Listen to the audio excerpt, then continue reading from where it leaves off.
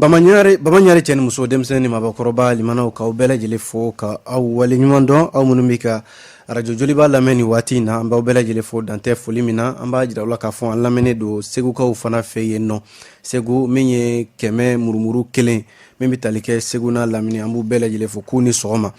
radio joliba ka kunnafoni gafe minnu bɛ lase aw ma don o don nɛgɛ kanɲɛ 9 mana tɛmɛ ni sanga 30 ye fo ka se a kanɲɛ 10 ma limanaw a waati sera aw minnu sigilen don ka kunnafoni kɔnɔ an b'aw bɛɛ lajɛlen fo ka aw waleɲuman dɔn kumaso kɔnɔna la yan aw balimakɛ Amadu Jalo min ye Bubakari Tarawele Garanbe ale bolo bɛ nɛgɛ karafe la aw ni ce an b'aw fo aw bisimila kunnafoni olu kɛnɛ kan. Joliba FM bi kunnafoni gafew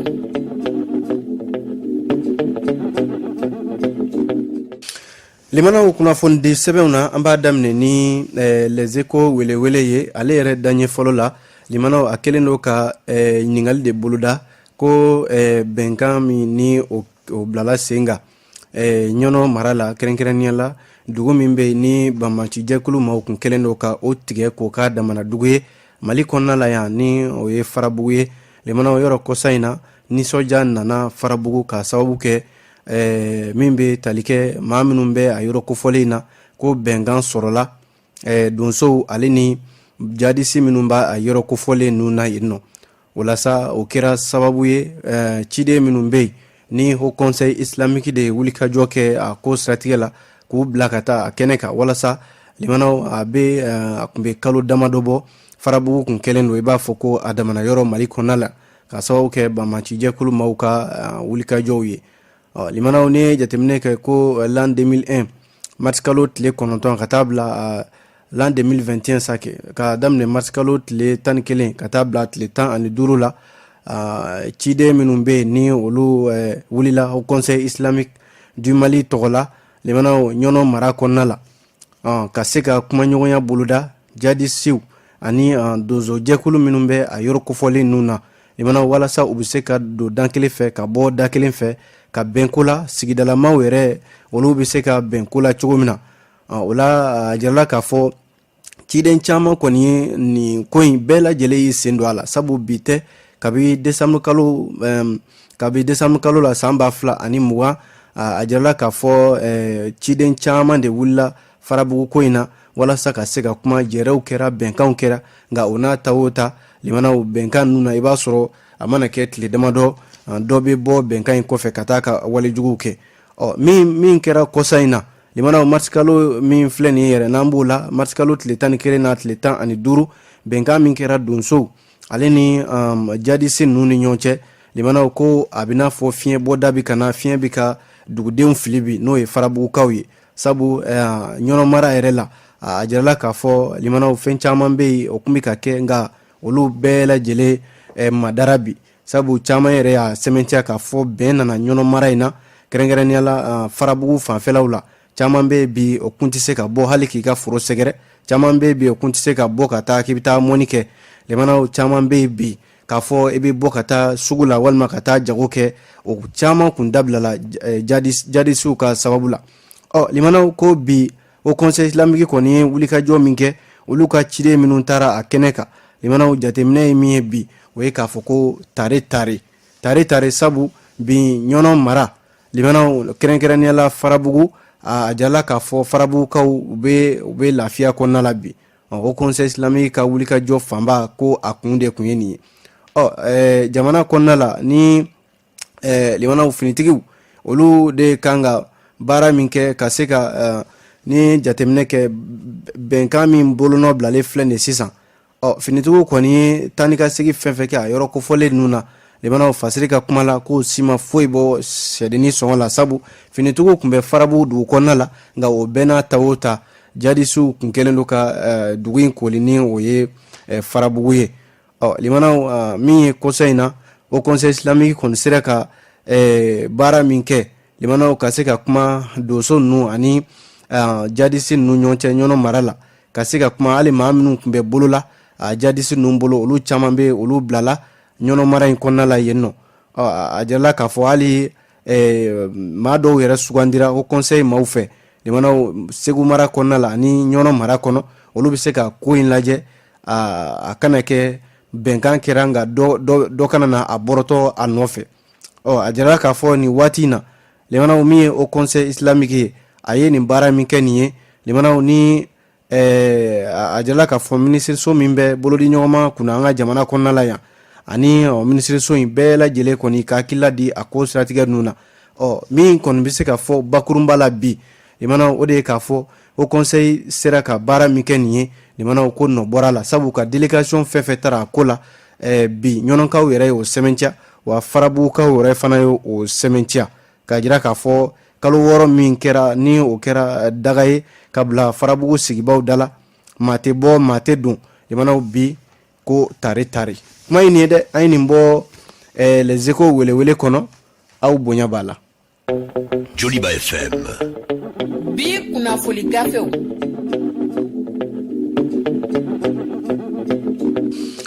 Kunnafoni de sɛbɛn min bɛ yen limanaw ni o ye Nouvelle Horizon ye ale kumana a y'a jira k'a fɔ ko min ye bɛnkan sɛbɛn waleyali jɛkulu min b'a kunna ni o ye comité de suivi de l'accord pour la paix CSA limanaw ko u bɛ to ka ɲɔgɔn ye min kɛ sɔn ni sɔn ka se ka kuma bɛnkan sɛbɛn yɛrɛ a bɛ kuntilenna minnu na ani baara minnu kan ka boloda min kɛra kɔrɔlen ka kuma olu kan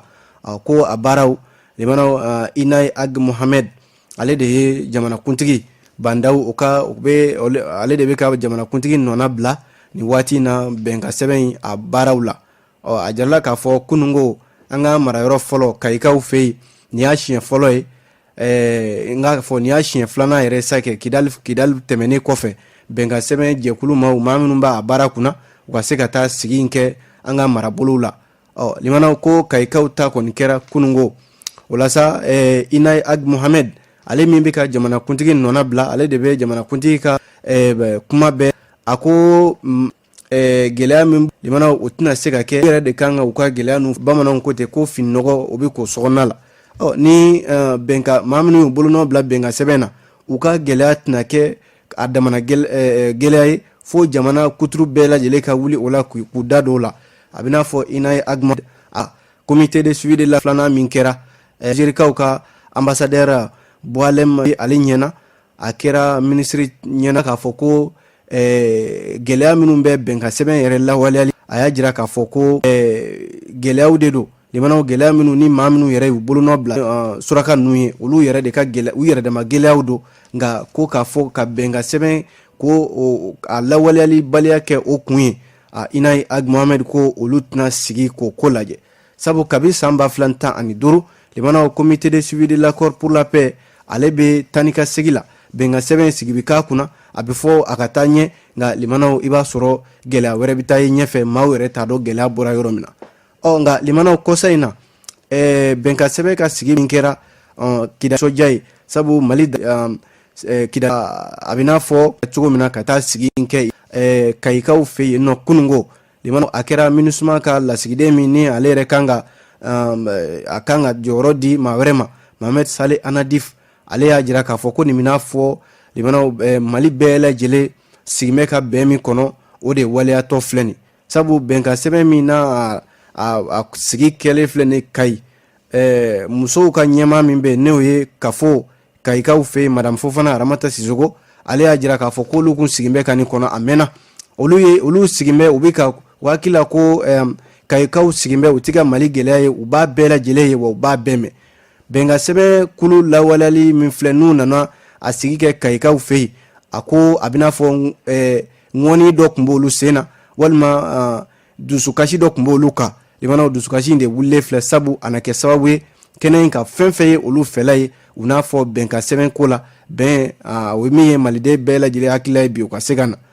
limanaw ministre min bɛ yen n'ale bɛ an ka tɛgɛdi ɲɔgɔnma kunna bɛn ko la Mali la yan nɔ colonel major Ismaila Wage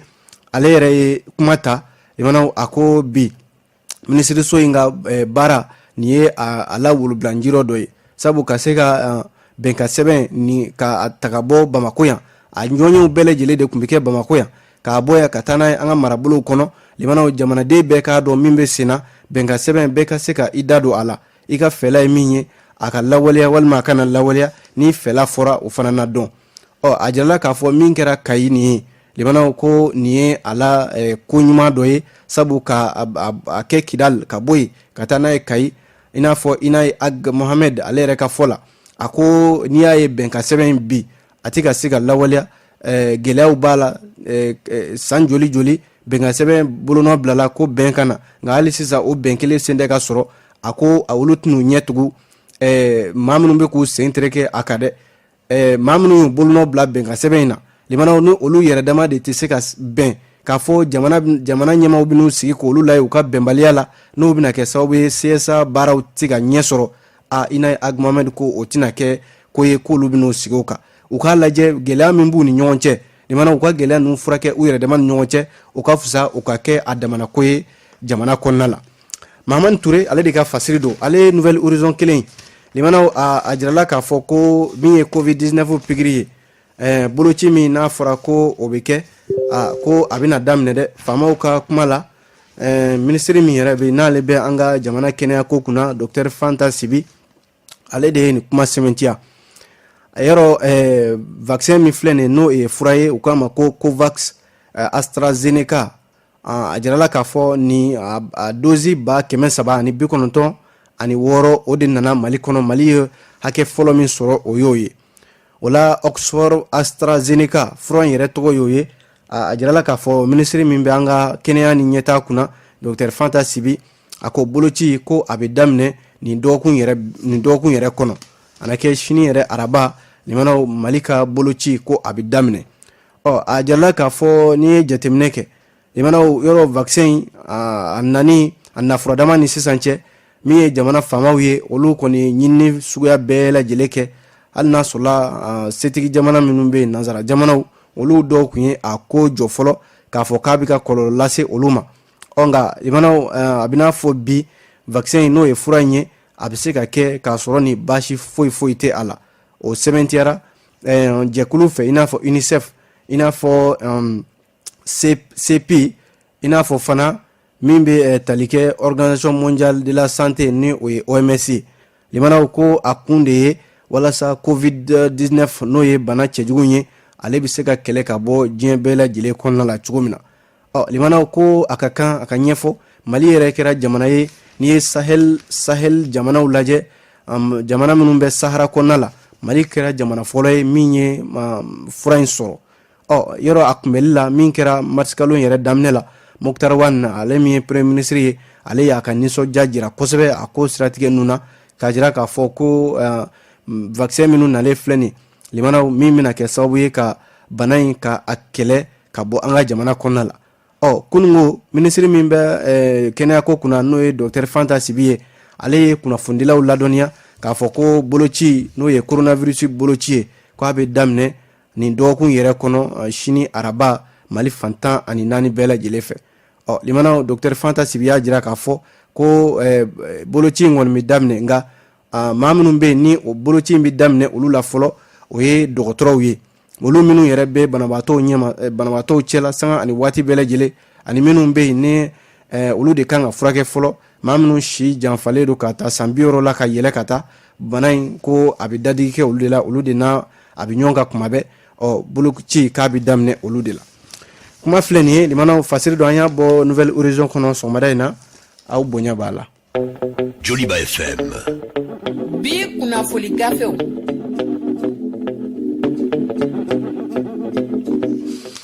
kunnafoni sɛbɛn bɛ ni o ye l'indépendant ye ale kumana limanaw a jarala k'a fɔ ni waati na yɔrɔ n'i ye Bamakɔ dugu kɔnɔna la bi limanaw ko moto taxi de cayara o ye caya dan ye ko nka moto taxi tigiw wele dakan bilalen don u ma limanaw u ka sɛbɛn minnu bɛ u yamaruya ka moto taxi ninnu ka boli ka maaw ta la ka se u seyɔrɔw la u k'u yɛrɛ bila sariya kɔnɔna la yani mars kalo tile 31 cɛ o tɛ sini ye o la kunnafoniya min dilen filɛ nin ye tarata mars kalo tile 23 tɛmɛnen na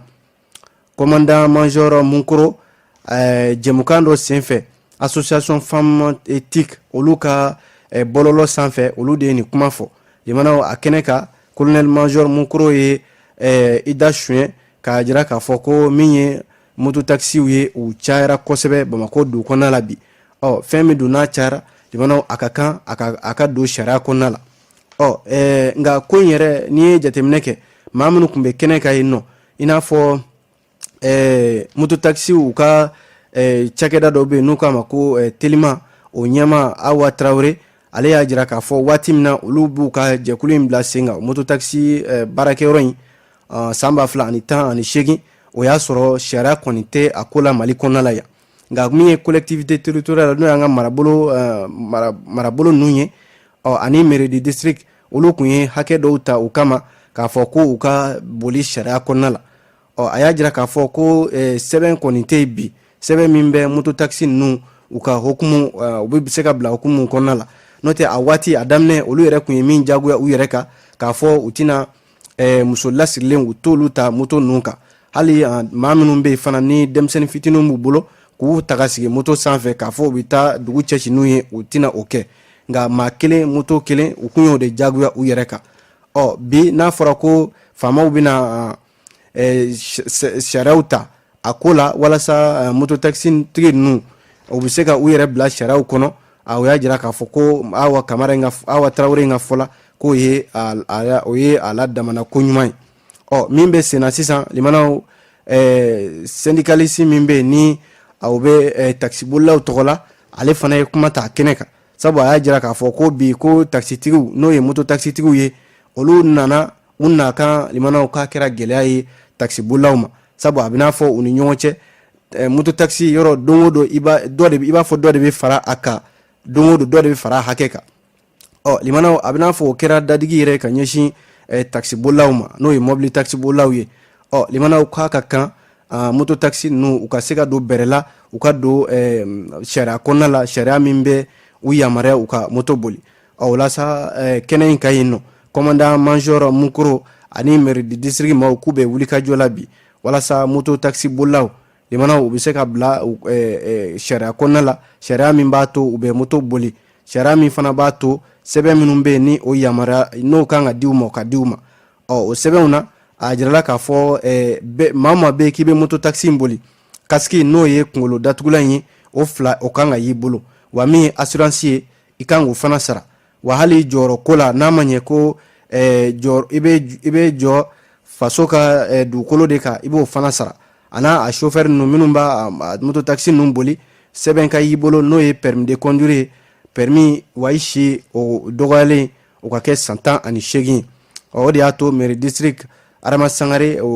ale y'a jira k'a fɔ ko baara in a bɛna daminɛ wa ɲininen don mototaxi bolilaw bɛɛ lajɛlen fɛ yanni mars kalo in tile 31 cɛ limanaw u bɛɛ lajɛlen ka u yɛrɛ bila hakɛ kɔnɔna la min ye sariya ka hakɛ ye ko yan'o cɛ ni maa min tɛmɛn'o kan o la sirabaw kana la min ye lakanabaw ye olu na wuli k'a ko sɛgɛsɛgɛ ni maa min bila hakɛ la e ni ɲangini min ka kan o na da e kan kuma ye nin ye limanaw an ye nin bɔ l'indépendant kɔnɔ sɔgɔmada in na aw bonya b'a la Joliba FM bi kunnafoni gafew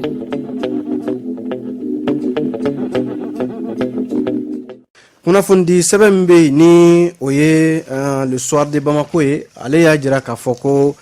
nin waati in na limanaw ko Sherif Usman Madani Haidara ale ye Ansardine ɲɛmaa ye limanaw ni Ansardine fɔra o ye Sherif Usman Madani Haidara a yɛrɛ ka jɛkuluba in min ni maa caman o bɛ a nɔfɛ bi Sherif Usman Madani Haidara ko video dɔ ja min ni o bɛ réseaux sociaux sanfɛ bi Ansardine maaw ka ɲɛ jɔyɔrɔ in limanaw Sherif Usman Madani Haidara a ye jaabili kɛ ɲininkaliw la ɲininkali minnu ni o kɛra Sikaso waati min na ani Sikaso sifinakaw o ye ɲɔgɔn ye ka baro kɛ jamana kunkanko kan limanaw Sherif Usman Madani Haidara a ka kuma kɛra mun ye a ko politikimaw n'u tɛ se fanga kɔrɔ limanaw ko ka fanga di olu diinɛ ɲɛmɔgɔw ma san 5 dɔrɔn u k'a lajɛ n'o fana wolola min na maaw tɛna o fana lakali limanaw ko nka Sherif Usman Madani Haidara a bɛ n'a fɔ a ye tɛmɛni min kɛ Sikaso limanaw hali imam min bɛ bi ni politiki fari b'a kan diinɛ fana fari b'a kan n'o ye Mamu Diko ye limanaw ko a na kɛ a ye kuma fɔ min bɛ se ka jalaki ɲɛsin o fana ma fasiri ka kuma do dɛ soir de Bamako a ko Haidara bi a y'a jira k'a fɔ politiki ale ni diinɛ limanaw ko maaw k'a lajɛ ka danfara don u ni ɲɔgɔn cɛ ale yɛrɛ ka fɔ la politiki ma ka baara ye a ka baara ye diinɛ ɲɛma o ka fana ka baara ye a ka baara ye n'o ye ka ala ko yɛrɛ ɲɛfɔ maaw ye nka ko t'i n'a fɔ limanaw ni kɛra diinɛ ɲɛmɔgɔ ye k'i tɛ se ka ye politiki fana kɛnɛ kan a ko n'i y'a da ale Hayidara ma limanaw ni ale tun bɛ fɛ ka politiki kɛ bi ale bɛ misiri de bila pewu limanaw k'i ɲɛsin politiki baara ma a y'a jira k'a fɔ politikimaw diinɛ ɲɛma dɔw de bɛ minnu ni olu ye diinɛ yɛrɛ bila pewu limanaw k'u yɛrɛ sɔrɔ politiki kɛnɛ kan yɔrɔ politikimaw a bɛ n'a fɔ ni ye o kɛlen ye a bɛ n'a fɔ politikimaw dɛsɛra u jɔyɔrɔ de la limanaw hali jamanadenw farali ɲɔgɔn kan ka jamana kuma f'u ye ka jamana fɛɛrɛ don u kɔrɔ min ye jamana baara ye politikimaw caman dɛsɛra o la bi a ko ni politikimaw limanaw n'u dɛsɛra u ka jamana mara u ka kalifa olu la olu na san 5 dɔrɔn kɛ ni min fana bɔra o la jamanadenw fana na o lakali Sheriff Usman Madani Hayidara a y'a jira k'a fɔ bi limanaw politiki gun kana kɛra nafolo ɲini yɔrɔ ye wa nafolo yɛrɛ bɛ sɔrɔ a kan sabu o de kɛra sababu yɛrɛ ye diinɛ ɲɛma caman kɛlen don ka politikimaw kɛ u taama ɲɔgɔn ye bi walima politikimaw bɛ dɔw fana bɛ yen minnu bɛ to u dogo diinɛ ɲɛmaw kɔfɛ limanaw k'u ka politiki baara kɛ a bɛ n'a fɔ ko in a kɔni kɛra bilisa ɲami ye fɛn fila dun don limanaw n'i y'a sen k'a lajɛ fɛn fila don minnu ni u tɛ taama ɲɔgɔn fɛ i bɛ kelen ta walima i bɛ kelen to yen Sheriff Usman Madani Hayidara a y'a jira k'a fɔ bi min ye fɛɛrɛ min bɛ se ka sɔrɔ maliko in na bi limanaw o de ye k'a fɔ jamana a ka di diinɛ ɲɛmɔgɔw ma kɛ n'a dira olu fana ma san 5 dɔrɔn olu fana na u fɛla di a ko la ale soir de Bamako kelen na limanaw a jirala k'a fɔ tiɲɛni min kɛra an ka jamana kɔrɔyan fan fɛ san 2012 waatiw la ni tɛgɛ yɛrɛ kɛra maa la a ko sababu la diɲɛ kiri bulonba o ye o tigi kiri n'o ye Mahamad Faki Almadi ye CPI a jirala k'a fɔ Tombouctou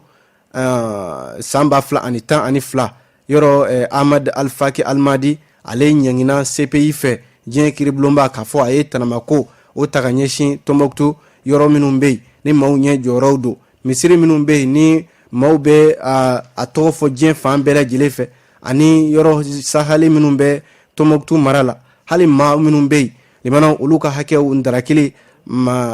Ahmad Al-Faki Almadi ale jalakira nin ko in na nka limanaw yɔrɔ minnu tiɲɛna Tombouctou mara la a jirala k'a fɔ ko diɲɛ kela tɔnba ka cakɛda min ɲɛsinnen don seko ani dɔnko ma n'o ye UNESCO ye o ɲɛmaaba o bɛ Mali kɔnɔ bi ambassadeur min fana bɛ yen ni o bɛ UNESCO tɔgɔ la Dr Mamadou Diallo ale fana bɛ Mali kɔnɔna la ya bi ka taa se hali CPI procureur général ma Fatou Bensouda limanaw ko ninnu bɛɛ lajɛlen bɛ an ka jamana kɔnɔ ya bi dɔwɛrɛ tɛ a jirala k'a fɔ min ye bandaw ye a k'u bɛna jɛrɛ dɔ kɛ jɛrɛ min ni o bɛna kɛ CICB la bi tarata yɛrɛ masikalo tile 30 a kun de ye ko ka wale ɲuman dɔn ani ka sarali kɛ limanaw nafolo don nafolo min ni u k'a ma ko euro symbolique nafolo in ka a ta k'a di walasa ka se ka an ka yɔrɔ minnu tiɲɛna Tombouctou mara ninnu na limanaw ka se ka a yɔrɔw k'a dilan hali n'a ma kɛ kɔrɔlen ye ɲɛda min n'o tun b'a kunna ka se ka o ɲɛda kɔrɔlen k'o di a ma o la sa UNESCO ɲɛmaw ani min ye CPI ɲɛmaw ye olu bɛɛ lajɛlen bɛ Mali kɔnɔna la nin ko in siratigɛ la wa jamanakuntigi min bɛ cɛmancɛ fanga kunna bi ale yɛrɛ y'u bisimila a hukumu kɔnɔna la kuma minnu bɔra a la limanaw o de ye k'a fɔ maa minnu ka hakɛw terekera san 2012 tɛmɛnen in na ni bin kɛra dɔw kan k'u ka hakɛw minɛ a jirala k'a fɔ u ka hakɛw na diw ma min ye Dunbiya Mama Koyita ye ale min ni ale bɛ nin ko in ɲɛma an ka jamanaden don wa ale de bɛ wulikajɔ kɛ nin ko in na kosɛbɛ limanaw walasa maa minnu ka hakɛw tiɲɛna nin ko in siratigɛ la u ka hakɛw ka se ka di u ma a jirala k'a fɔ Mali dun ye seko ani dɔnko jamana de ye limanaw diɲɛ bɛɛ sɔnna o ma ni munumuna ni seko ni dɔnko kɔni fɔ ni ma Mali tɔgɔ fɔ limanaw i ma kuma sabu fɛn o fɛn ye seko ni dɔnko ye Mali sen b'o la wa yɔrɔ bɛ Mali kɔnɔna la yan minnu ye yɔrɔ sahalenw ye maaw bɛ se k'u ɲɛ damu fɛn minnu na n'a fɔra ko dankari kɛra olu la maa dɔw fɛ minnu ko k'olu tɛ ɲɛ tɛ fɛ k'o ye a jala k'a fɔ minnu bololafɛn minnu tiɲɛna sɛbɛnfɛnw ni yɔrɔ sahalenw limanaw ko UNESCO kɔni wulile do k'i jɔ bi walasa ka se ka donbolo kɛ a baara ninnu u bɛ se ka segi u nɔkɔrɔw la cogo min na kuma filɛ limanaw an ye nin bɔ l'histoire de Bamako kɔnɔ aw bonya b'a la. Joliba FM. Bi kunnafoni gafew.